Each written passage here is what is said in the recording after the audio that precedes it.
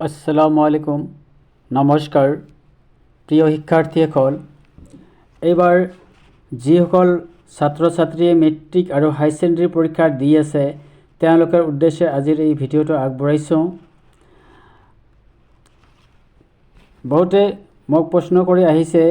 যে এইবাৰ মেট্ৰিক পৰীক্ষাত গ্ৰেছ মাৰ্ক দিবনে নাই যেহেতু এইবাৰ মেট্ৰিক পৰীক্ষা বহুত টান হৈছে বহুত হাৰ্ড হৈছে গতিকে বহুতে ছাত্ৰ ছাত্ৰী নিৰাশ হৈছে যে এইবাৰ মেট্ৰিক পৰীক্ষাত যদি গ্ৰেছ মাৰ্ক নিদিয়ে তেনেহলে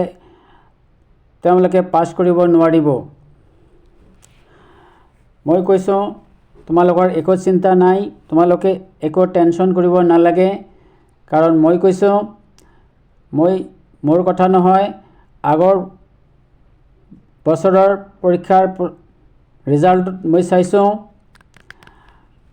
प्रत्येक बছৰতে মেট্ৰিক পৰীক্ষাত গ্ৰেছ মাৰ্ক দি পাছ কৰি দিয়া দেখা গৈছে গতিকে তোমালোকে হপলেছ হ'ব নালাগে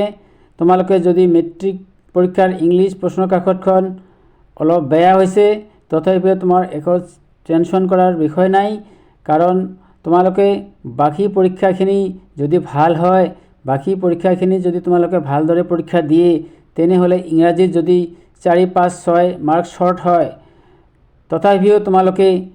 পাছ কৰিব পাৰিবা ইংৰাজীত 27 মাৰ্ক পালে পাছ হয় যদি 27ৰ মাৰ্ক নাপায় যদি 20 মাৰ্কও পায় তথাপিও তোমালোকে এইবাৰ ইংৰাজীত পাছ গ্ৰেছ মাৰ্ক দি পাছ কৰাই দিব গতিকে তোমালোকৰ একো চিন্তা নকৰিব টেনচন নকৰিব তোমালোকে বাকি পৰীক্ষাবিলাক ভাল কৰি দিব দেখিবা তোমালোকে মেট্ৰিক পৰীক্ষাত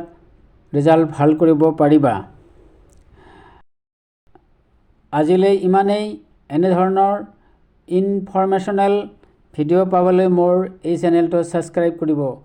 আজিলৈ ইমানেই ধন্যবাদ